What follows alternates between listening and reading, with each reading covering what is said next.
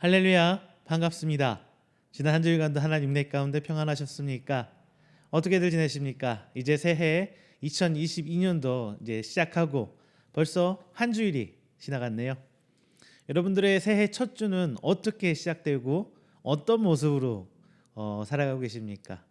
그 가운데 이제 하나님께서 내 삶에 관여해 주시고 내 삶을 간섭해 주시는 그 하나님의 손길을 혹시 찾아보고 계십니까? 우리는 이런 하나님을 믿고 살아가는 거잖아요. 물론 때때로 하나님을 잊고 살 때가 분명히 있을 거예요. 저도 종종 그러는데요. 그냥 내 뜻대로 내 의지대로 하나님이라는 여호와 하나님이라는 그 존재는 까맣게 잊어버리고 그냥 직장 생활을 하고 삶을 살다 보면 그럴 수 있잖아요.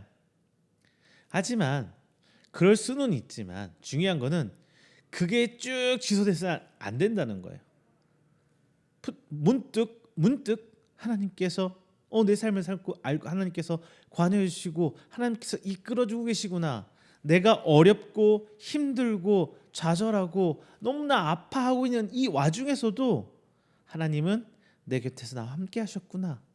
이 모습을 발견한다면 우리는 어떤 상황이 와도 하나님을 깜빡할 수는 있어도 하나님을 결코 잊을 수는 없을 것입니다. 자, 여러분, 이제 오늘 본문 말씀 보실 텐데요. 오늘 본문 말씀은 다윗이 이제 그 아들 압살롬에게 쫓겨 도망가는 과정이에요. 여러분 기억하시나요? 다윗이 이제 노년의 끝에 가서 압살롬의 반역이 일어나죠. 그러면서 이제 다윗이 도망가는 과정에서 이제 다윗이 하나님께 이러는 거예요. 하나님, 나 좀 살려주세요. 나 좀 이 상황에서 나를 끄집어내 주세요. 이렇게 하나님의 구원을 호소하는 그 내용을 담고 있는 게 오늘 본장 시편 3편 말씀입니다. 특별히 오늘 좀 3편에서 짚어봐야 되거든요. 이제 하나님을 향한 신뢰와 끊임없는 하나님을 그 은혜를 간구하는 다윗에게 있어서 우리 짚어봐야 할 게 하나 있어요. 무엇이냐? 이제 하나님의 긍휼과 은총으로 눈을 뜨고 아침을 맞이하는 다윗의 찬양이 바로 시편 3편이거든요. 그냥 아침을 딱 일어났는데 도망자의 입장에서 아침에 눈을 딱 떴는데 오늘도 내가 살아서 숨을 쉬는구나.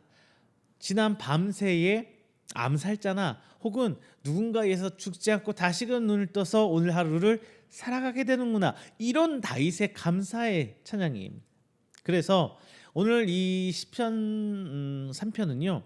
이스라엘 역사 안에서 그 후손들이 아침을 찬양하는 아침 찬양 찬송시로 구분되어서 오래도록 사용되어 왔습니다. 오늘 본문 시편 말씀은 크게 세 부분으로 나눠져 있습니다. 먼저 1절, 2절은 많은 대적들에게 둘러싸여 있어 내 힘으로는 도저히 감당할 수 없는 이 위기 상황에 처한 다윗이 하나님께 자신의 절박한 상황을 토로하는, 하나님 나 좀 살려주세요라고 얘기하는 바로 그 장면입니다. 그리고 3절에서 6절은 다윗이 이제 언제 어떻게 죽을지 모르는 절체절명의 상황에 이 위기에서 하나님의 절대적인 보호와 구원의 능력을 확신하는 신앙 고백하는 내용이 바로 3절에서 6절 말씀입니다. 그리고 7절, 8절 이제 끝부분이죠. 이 구절은 하나님의 보호와 구원의 능력에 대한 어떤 확실한 확실히 근거해서 하나님의 통쾌한 한 방의 구원을 호소하는 내용이 바로 7절, 8절 말씀입니다. 자, 이제 우리는 다사다난하고 정말 어렵고 암울했던 2021년을 뒤로하고 이제 2022년을 시작하면서 새해에는 어떤 일들이 우리 삶에 일어날지 몰라요. 코로나만 생각해도 그렇죠. 그냥 2022년에서는 좀 더 나아졌으면 좋겠다는 바람만 있는 것뿐이지 지금 신종 코로나 바이러스, 오미크론이라고 얘기하나요? 신종 코로나 바이러스가 나와서 이곳이 좀 더 나아지게 만들 거야. 혹은 어떤 사람은 이게 대세종이 돼서 더 힘들게 할 거야. 뭐 이게 극명한 상황이 갈리고 있는데 어떤 일이 2020년 2년도에는 펼쳐질지 모르잖아요. 자, 이런 상황에서 우리는 이제 하나님의 성도로 하나님께 모든 주권을 내어 맡긴 하나님의 성도로 2022년을 시작하는 데 있어서 우리가 믿는 그 하나님에 대한 확신, 그 믿음에 대한 하나님에 대한 신뢰를 분명히 해야 될 시점인 것 같습니다.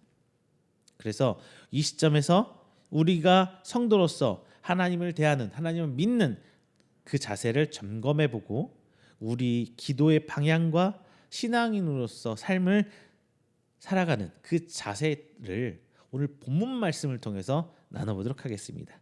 그리고 이제 오늘 시편 3절을 쓴 다윗의 신앙을 본받아서 8절에 말하고 있는 구원의 복과 그것을 누리는 우리가 되도록 오늘 본 말씀을 통해서 깨닫는 여러분 되시기를 부탁드립니다.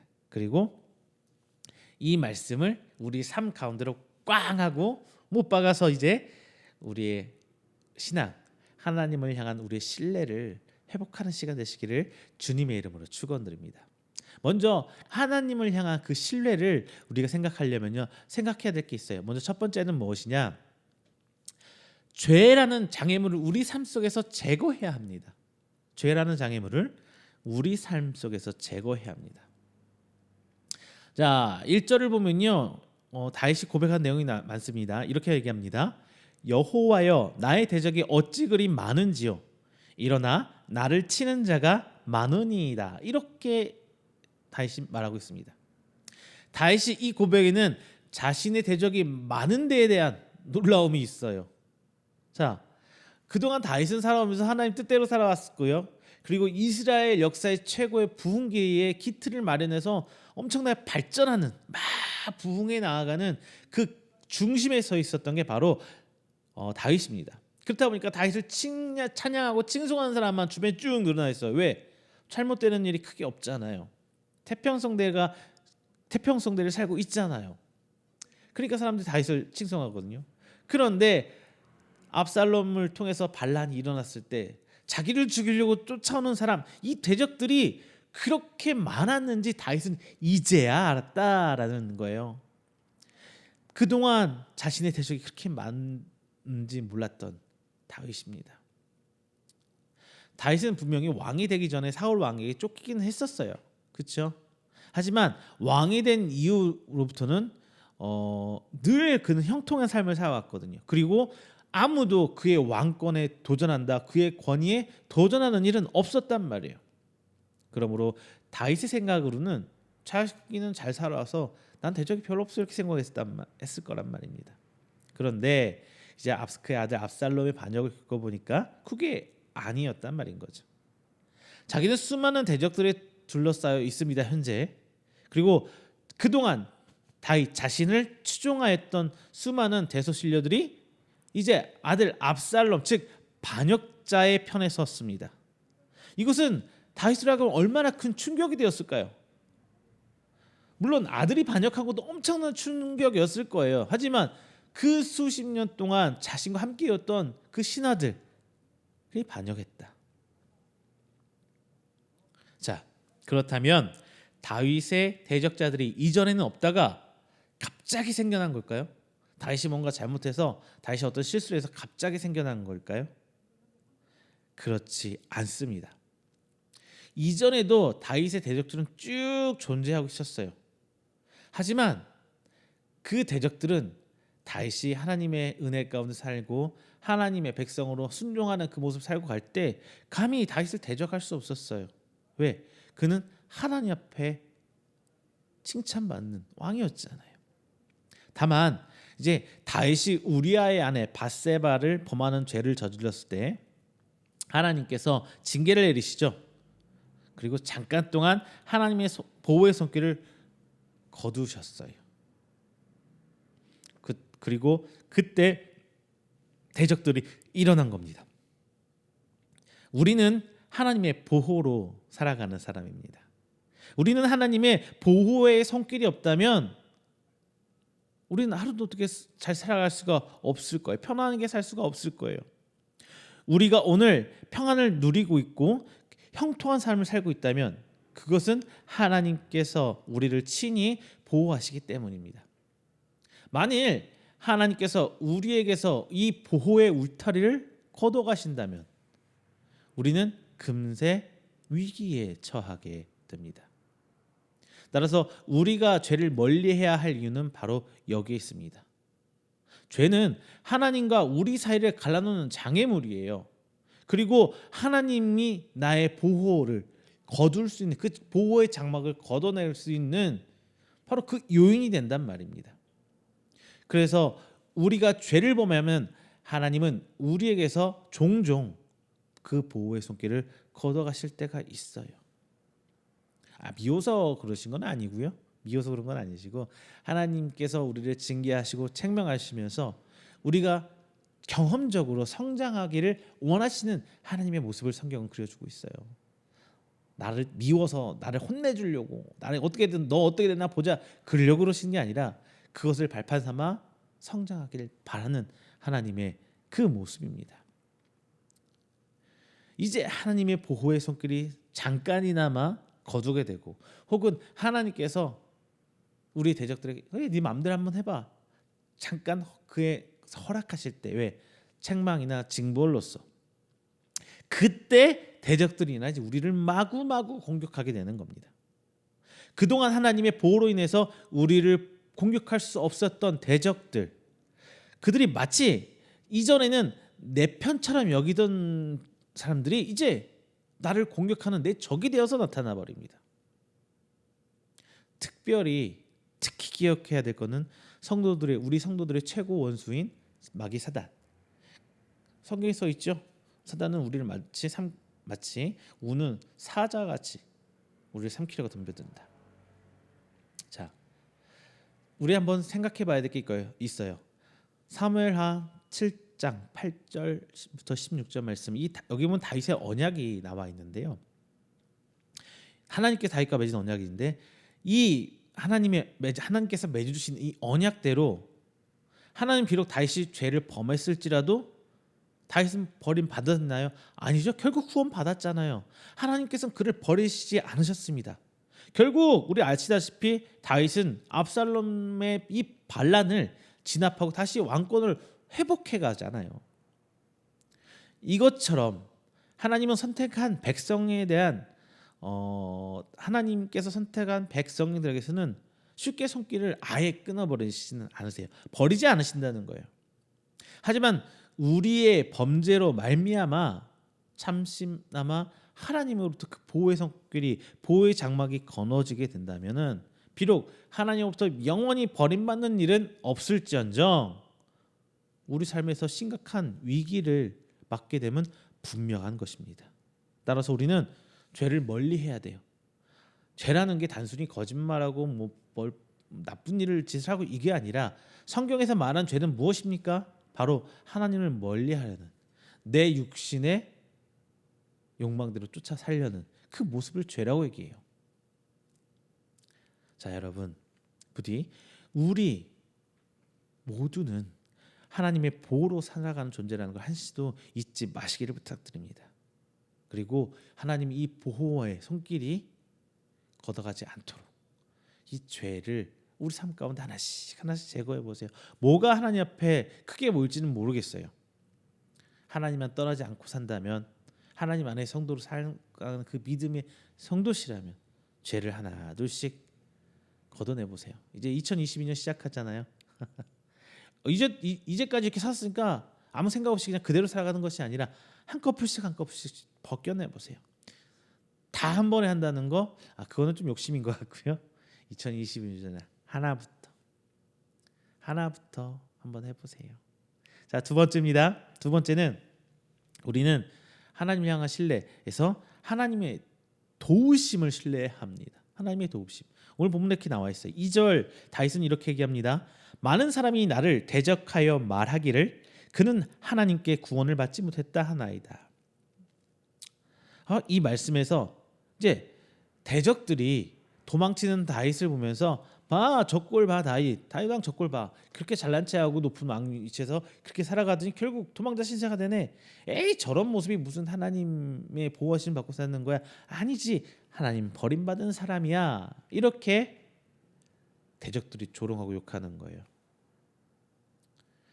물론 온갖 조롱이 있었겠지만 다윗의 마음을 가장 아프게 했던 말은 그가 하나님의 도움을 받지 못한다는 말이었던 것입니다. 하나님의 도우심을 받지 못한다는 것은 이제 소망이 없음을 의미하기 때문에, 다윗이 하나님의 도우심이 없다, 그렇다면 이상 다윗은 이 전까지 살아온 모든 것을 상실하게 되는 거잖아요. 하나님의 도우심, 하나님의 그 손길 하나만 믿고 따라왔는데 사울에게 쫓기면서 미친 척하기도 하고, 밧세바에 범죄했지만 그걸 하나님 바로 회개하고 엎드려서 자식까지 죽음에 당하는 그 과정을, 그 아픔을 겪어왔지만, 백성들을 잃어가면서 그 고난을 어려웠지만 그는 하나님의 보호의 손길을 유지하기 위해서 결국 하나님께 돌아갔는데, 이제 하나님이 나와 관계없는 신이 되어버린다면, 내가 하나님으로부터 버림받게 된다면 그의 삶을 송두리째 그 의미를 잃어버리는 거잖아요. 그게 다윗은 제일 어렵고 힘들었었던 거예요. 하지만 다윗은 하나님의 도우심만 받기만 한다면 아무리 심각한 위기 상황에서 다시 일어설 수 있다는 믿음이 있었습니다. 반면에 하나님의 도우심을 받지 못한다면 다시 재기하지 못할 거죠. 못하겠죠. 왜냐하면 이 세상의 모든 일들은 이제 하나님께서 주관하시기 때문이에요. 하나님은 절대 주권자시죠. 모든 것들이 하나님의 뜻대로 이뤄가고 있다는 거예요. 그런데 우리는 삶에서 하나님의 도우심을 그냥 아예 잊어버릴 때가 너무나 많죠. 그동안 하나님께서 너무나 잘 보살펴 주셨는데 이게 습관이 되고 자연스러워지면서 이제 하나님의 도우심을 잊고 잊어버리고 세상의 뜻대로 눈에 보이는 성과가 보이는, 답이 보이는 세상의 방법대로 살아가려고 세상의 법 안으로 막 찍어 들어갈 때가 너무나 많잖아요. 가까이 있는 것에 대한 감사를 잊어버린, 하나님께서 그 주신 것들 얼마나 많은데 감사 잊어버리고 세상으로 막 들어가려고 하는, 그게 우리 모습들이죠. 그래서 오늘 본문을 통해서 다윗을 통해 우리가 배워야 될 건 바로 이것입니다. 어려움에서 다윗은 하나님의 보호하심과 동행하심을 잊지 않았어요. 힘들수록 더 하나님을 찾았고요, 어려울수록 더 하나님께 감사했습니다. 그런데 이것이 정말 중요한 신앙인의 자세예요. 오늘 많은 목사님하고 잠깐 얘기하시면 이런 얘기했어요. 이제 교회 목회자의 사명과는 얘기하고 막 좀 어렵지만 얘기하면서 그분이 그런 얘기 하더라고요. 교회 안에서 목회자로 살아가는 거는 인내로 시작해서 인내로 끝난다. 어떤 세상에서 뭐 직장 생활하면은 승진도 있을 거고, 그렇죠? 잘하면 보너스 성과급도 있을 거고, 뭐 상여금이 있을 때도 있고, 뭔가 세상은 우리에게 보답을 해주잖아요. 근데 내 눈에는 보이지 않지만, 우리 늘 눈에는 보이지 않지만 하나님의 목회 삶을 살아가는 것은 결국 인내로 시작해서 인내로 끝나요. 성경은 창세기부터 요한계시록까지 계속 인내를 얘기하고 있습니다. 주님 다시 오시는 그날까지 참고 인내하라. 다윗은 이 인내를 철저하게 보여주었습니다. 본문에서 우리가 진정으로 의지해야 할 존재가 누구인가를 분명히 가르쳐주고 있어요.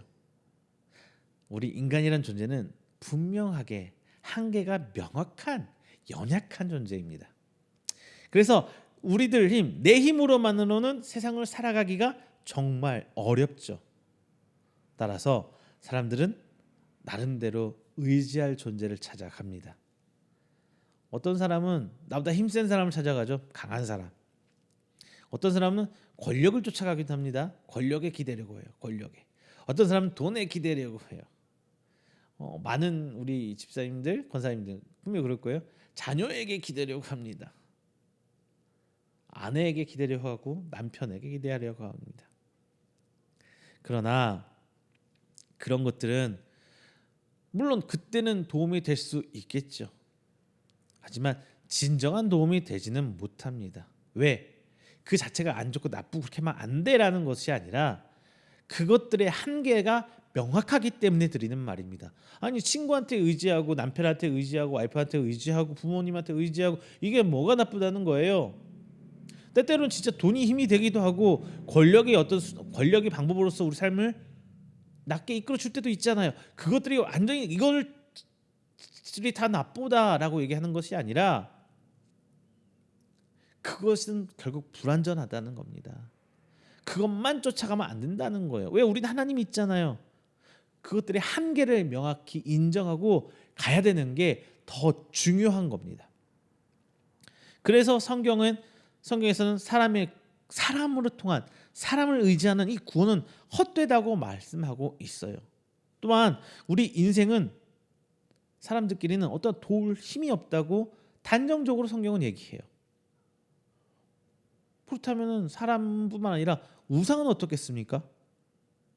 우상은 사람보다도 더 우리를 도울 수 있는 존재가 아니에요. 더 허무한 존재예요. 우상은 사람들이 만들어낸 신입니다. 죽을 신에 불과해요. 목적을 위한 신이에요. 우상이란 거는. 따라서 그것들은 사람에게 도움을 주기는커녕 오히려 사람들을 매이게 만드는 그게 우상이에요. 매이게 만들어요. 따라서 인생이나 우상을 의지하는 사람은 결정적인 순간에 당하게 돼요. 도움이 절실하게 필요한 그 순간에 절망하게 되고 가장 낙심하게 되는 겁니다. 여기서 포인트 하나 딱 주고 갈게요. 의지한다는 거, 돈을 의지하고 명예를 의지하고 자녀를 의지한다는 거 그럴 수 있어요. 근데 돈이 우상이 되고 명예가 우상이 되고 권력이 우상이 되고 자녀가 우상이 된다 이런 식으로 뭐냐? 내가 거기에 매여 사는지 아니면 잠깐 그냥 기대고 의지하고 있는 거 이건 여러분 삶에서 구분할 수 있어야죠. 내가 만약에 자녀가 모든 것들의 목적이 되고 자녀가 모든 것들을 위한 그 최종적인 결론이 된다면 그건 자녀가 우상이 돼서 내가 거기에 매여 사는 거죠. 근데 자녀를 하나님의 도구로 하나님의 종으로 키워내고 하나님의 어떤 사명을 감당할 수 있는 성도로 양육하고 있다면은 똑같이 사랑을 베푸고 똑같은 것을 베풀었는데 전혀 다른 결과가 나오죠. 그건 매인 게 아니라 하나님의 의지함과 같이 내 자녀를 때로는 의지하고 때로는 양육하면서 사명을 다하고 있는 거잖아요. 이 매이는 것과 내가 잠깐 의지하는 것과 사명을 다하는 이건 좀 여러분들 삶에서 구분하시길 바래요. 이거 정말 중요합니다. 아주 미묘한 차이 같죠? 근데 진짜 중요해요. 자, 다시 돌아가서요. 우리를 도울 수 있는 분은 하나님밖에 없습니다. 다윗은 시편 121편 1절에서 이렇게 합니다. 내가 산을 향하여 눈을 들리라 나의 도움이 어디서 올꼬 이렇게 스스로 자문해요. 스스로 물어봐요. 그리고 곧바로 2절에서 이렇게 고백해요. 나의 도움이 천지를 지으신 여호와께게서로다. 바로 자문자답하잖아요. 날 도와준 사람 누굴까? 하나님입니다. 이게 다윗의 지금 시편이잖아요. 다윗은 자기의 도움이 하나님이시라는 걸 확실히 알고 있었어요. 아니 믿고 있었습니다. 다윗은 단순히 믿는 게 아니라 경험을 통해서 알았어요. 삶을 살아올 때 수없이 많은 순간들을 하나님의 도움으로 하나님의 그 구원의 손길로 그는 살아왔잖아요. 경험적으로 알잖아요.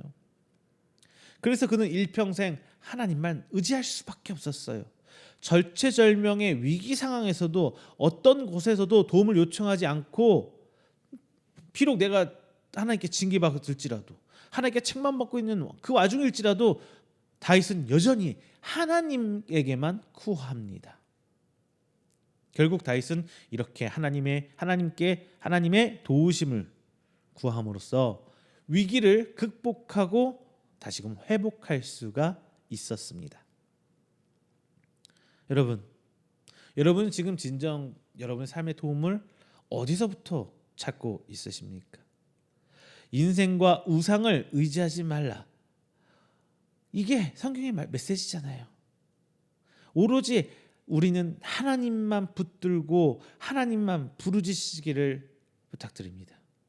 하나님께 징계를 당하고 있다고 해도 여전히 우리의 도움의 대상은, 우리를 도와줄 수 있는 분은 하나님뿐이라는 것입니다. 우리가 처한 위기가 하나님의 징계로 말미암아 온 것이라면 더욱더 하나님께 용서를 구하고 하나님의 도우심을 구해야죠. 왜냐하면 하나님께로 말미암은 것은 하나님 외에는 그 어떤 것도 그치게 할 수 없기 때문입니다. 자, 여러분, 2022년 시작하면서 기억하세요? 뭘 기억해요? 하나님의 도우심을 우리는 신뢰해야 돼요. 다른 거 필요 없어요. 오직 하나님의 도우심만 신뢰하면 됩니다. 마지막 세 번째입니다. 이제 우리는 믿을 수 있는 게 뭐야? 뭘 믿었냐? 하나님의 책임감. 하나님께서 우리를 어떻게든 해주실 거라는 그 하나님의 책임감을 신뢰해야 돼요. 우리는 누구의 자녀? 하나님의 자녀. 우리는 누구의 성도? 하나님의 성도란 말이에요. 그럼 우리는 누구 책임이에요? 다 하나님 책임이라는 겁니다. 고로 우리 하나님의 그 책임감, 그거 한번 믿어보자는 거예요. 본문에서 다윗이 이런 슬픔, 이런 비탄에 빠진 이유는 아들 압살롬을 포함한 많은 사람들이 자기를 헤아려 하고 있을 뿐만 아니라 나 지금 하나님께 도움을 못 받는 자로 규정해버리고 비난하고 있기 때문에 다윗은 너무나 힘든 거예요. 너무나 슬픈 거예요. 그런데 다윗은 그 슬픔에서 그냥 주저앉고 있는 것이 아니라, 여기서 굴하는 것이 아니라 더욱더 하나님을 찾고 부르짖습니다. 다윗은 자신을 손가락질하고 나를 죽이려고 하는 그 대적으로부터 하나님 날 구원해 주세요 라고 호소하고 있는 것이에요. 그것이 7절 8절, 이 다윗의 기도가 바로 7절 8절입니다. 제가 읽어드릴게요. 여호와여 일어나소서, 나의 하나님이여 나를 구원하소서. 주께서 나의 모든 원수의 뺨을 치시며 악인의 이를 꺾으셨나이다. 구원은 여호와께 있사오니 주의 복을 주의 백성에게 내리소서. 이게 바로 다윗의 기도입니다. 4절 후반절은 이에 대한 결과를 언급하고 있어요. 미리 예언처럼 언급하는 거예요. 내가 나의 목소리를 여호와께 부르짖으니 그의 성산에서 응답하시는도다. 그는 어려움을 기도하고 있지만 이미 하나님께서 어떤 식으로든 응답해 주실 거라고는 확신을 갖고 있었어요. 다만 그게 나한테 어떤 방향일지 모르기 때문에 내 바람을 하나님께 구하는 거예요. 그의 믿음은 어디 있냐? 어떻게든 응답하실 하나님, 나를 붙들어 주실 그 하나님에 대한 그냥 부동에 흔들리지 않는 믿음이 있었던 겁니다. 내가 원하는 방향대로 역사하실 하나님이 아니라 하나님께서 날 버리지 않고 날 붙들고 가실 거라는 확신과 믿음, 그리고 그 후반절에 7절 8절에 4절을 통해서 먼저 그 믿음을 고백하고요. 7절 8절에 자신의 바람을 얘기하고 있는 거예요. 궁극적으로 다윗은 내가 원하는 거 들어주세요가 아니라 내가 원하는 건 이런 건데 하나님 진짜 중요한 건 하나님이 나를 놓지 않으시고 나를 향해서 하나님께서 붙들어 계신다는 그것을 확신하는 그 믿음에 있었어요. 하나님의 응답을 확신하는 다윗, 그 다윗을 여러분 꼭 기억하시길 바랍니다. 이러한 다윗의 응답의 상황에서 보여주듯이 실제로 하나님은 응답을 확실히 해주시는 분이에요. 하나님은 하나님 믿고 하나님을 신뢰하고 따라가는 그 백성들을 외면하는 법은 없습니다. 하나님은 자기 백성이 범죄하면은 징계하고 책망할지언정 그들의 울부짖음, 그들의 부르짖음은 기억하시고 들어준다는 겁니다. 여기서 응답이란 말은 여러분 좀 어렵겠지만 영어로 좀 말씀드릴게요. respond이라고 합니다. 여기 능력이라는 단어가 있어요. ability. 자, 그래서 이걸 합치면 이제 어떤 단어가 되냐면 responsibility가 되는데, 이 뜻을 문자대로 보면은 응답하는 능력이에요. 앞뒤 단어 합치니까 응답하는 능력. 근데 이걸 어떻게 얘기하느냐? 어떤 식으로 해석이 돼요? 책임감이라고 해석이 되잖아요. 누군가의 부름에 응답하거나 반응을 잘한 사람은 책임감 있는 사람이죠. 그렇죠? 여기서 이 단어가 시사하는 것처럼 하나님의 응답은 철저한 책임이라는 그 의미가 동반되어 있습니다. 특별히 우리의 기도와 간구에 대한 하나님의 책임 있는 태도는 정말 딱 세 가지 특징이 있다고 해요. 제가 짚어드릴게요. 첫 번째는 뭐냐? 하나님께서는 우리가 찾을 때 외면하지 않으시고 꼭 응답하신다는 거예요. 물론 종종 내가 알지 못해서 응답의 타이밍, 하나님 원하는 타이밍은 따로 있는데 내가 원하는 타이밍은 이때인데 왜 안 할까라고 하나님 진짜 응답해 주시는 겁니까? 이렇게 하나님께 얘기할 때도 있지만 응답함의 때가 좀 다른 거예요. 하나님 원하는 때와 우리가 원하는 때. 둘째로 하나님은 우리가 간구하기, 기도하고 간구하길 기대하신다는 거예요. 이사야 65장 14절 이렇게 얘기합니다. 그들이 부르기 전에 내가 응답하겠고 그들이 말을 마치기 전에 내가 들을 것이다. 이렇게 말씀해 주고 계세요. 즉 하나님의 응답은 분명하고 신속하다는 것입니다. 자, 세 번째요. 하나님은 말로만 응답하시는 것이 아니라 말뿐인 응답, 공수표, 백지수표가 아니라 직접 역사하심으로 보여준다는 겁니다. 하나님의 응답은 직접 손을 내밀어서 우리를 그곳에서 건져내 주시고 하나님께 나갈 수 있게 해주신다는 게 하나님의 방법입니다. 이처럼 하나님은 우리의 기도에 대해 응답에 대해 우리 기도의 응답함에 대해서 하나님은 책임감을 갖고 계셔요. 그래서 하나님의 그 은혜가 어디에 있는지 우리는 그 책임감을 신뢰하고 나가면 되는 거예요. 반면에 사람은 책임감은 갖지 않죠. 물론 양심의 가책은 좀 있을 수 있겠지만 이거 좀 해줘, 이거 좀 부탁해. 나 못하겠는데. 부탁하지 마. 이게 이 인간들이잖아요. 우리들 물론 부탁이 들어주는 사람도 있고 그런데 절체절명의 상황에서 우리를 끄집어내서 우리의 부탁을 들어줄 사람은 한계가 있어요. 아시잖아요. 제가 무슨 말씀 드리고 싶은지. 자, 말씀 맺겠습니다. 우리 성도 하나님을 믿고 산다, 잘 믿고 산다고 해서 어려움이 없이 그냥 평탄하게만 살아가느냐? 그건 아닙니다. 자, 시편 1편 앞에 장이죠. 시편 1편에서 나오는 시냇가에 심겨진 나무. 자, 여러분 어때요? 참 보기 좋아 보이죠? 그런데 속내를 들어가다 보면은 시냇가에 심겨진 나무가 비 맞아요, 안 맞아요? 시냇가에 심겨졌다고 하우스 씌워져 있습니까? 비 맞죠? 겨울도 똑같이 지나가야 돼요. 그리고 태풍 똑같이 견뎌내야 합니다. 당연히 견뎌내야죠. 성도의 삶도 마찬가지입니다. 성도의 삶도 그냥 태평성대만 누리고 살아갈 수 없어요. 때로 내가 죄를 지어서 하나님께 징계받을 때도 있지만 원수 대적이 나를 마음으로 쫓아올 때도 분명히 있을 거예요.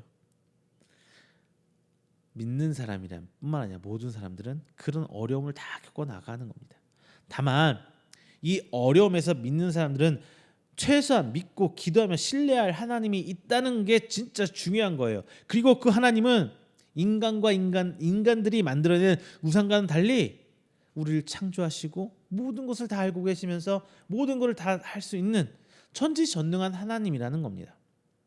다윗이 어려움 가운데 힘들었던 것은 나를 택하시고 나를 왕으로 세우신 그 하나님께서 이제 하나님은 다윗을 떠나버렸어, 이런 조롱을 들을 때 그것이 다윗을 제일 힘들게 한 거란 말입니다.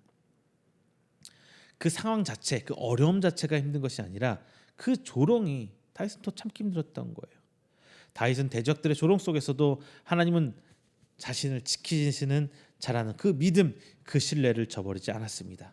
오히려 하나님은 자신이 부르짖는 그 소리에 응답하실 것이라는 확신에 차서 오늘 본문 시편 3편을 찬송하며 노래한 겁니다. 오히려 다윗은 대적 가운데 있을지라도 하나님께서 붙드심이라는 믿음으로 두려워하지 않고 잠도 푹 잘 수 있었다고 이야기하고 있어요. 성도 여러분, 우리가 붙들리는 오직 하나님뿐입니다. 그리고 그 하나님은 우리의 기도를 듣기를 원하세요. 하나님께서는 우리의 말에 귀를 기울이고 우리가 어떤 생각으로 어떤 마음으로 하나님을 대하고 살아가는지 바로 하나님과 교제를 원하시는 겁니다. 어려움에 하나님을 놔버리는 그런 믿음보다 다시금 하나님을 붙들어 보시길 바랍니다. 자, 2022년이 이제 시작하고 있습니다. 여러분은 삶 속에 2022년 모든 일이 평탄하고 잘 되고 그랬으면 정말 좋겠지만 안 그럴 때도 분명히 있을 거란 말입니다. 그럴 때를 대비해서 오늘 첫 2020년 시작하며 이 말씀드립니다. 하나님을 신뢰하십시오. 하나님을 신뢰하십시오.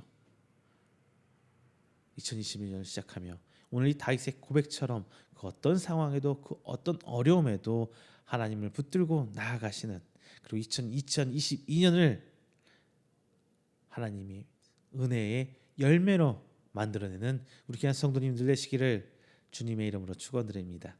기도하겠습니다. 사랑이 많으신 하나님, 감사 영광 돌립니다. 하나님의 택하심으로 부름받은 오늘 귀한 성도들, 2022년도 그 두 번째 주를 맞이해 함께 말씀의 은혜를 나눴습니다.